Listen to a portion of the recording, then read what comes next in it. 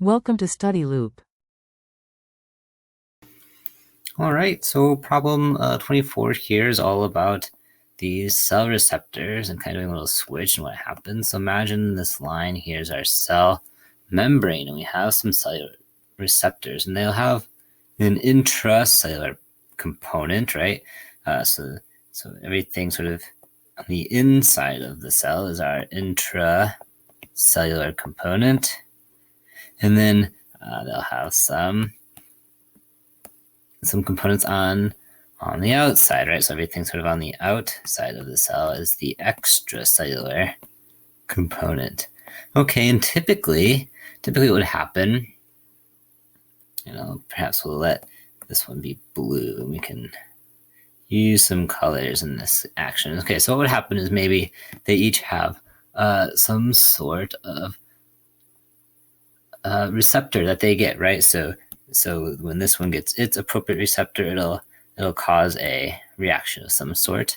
And when this other blue one, when it gets its appropriate receptor, it will also cause some sort of reaction. So the question here is, well, what happens if we do a little swap? If we swapped the, let's see, it says if we swap the intracellular components, right? So instead, here we'll pretend these responses never happened,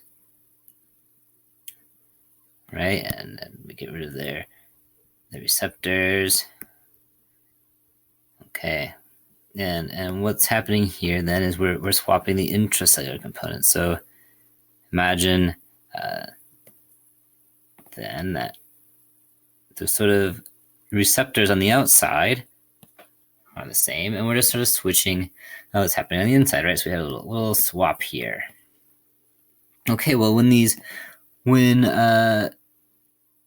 receptors receive whatever ligand or whatever sort of signal they're supposed to, it's going to elicit a response, right? But the response is coming from this blue or our initial or left version's intracellular response. And same if we were to give this one its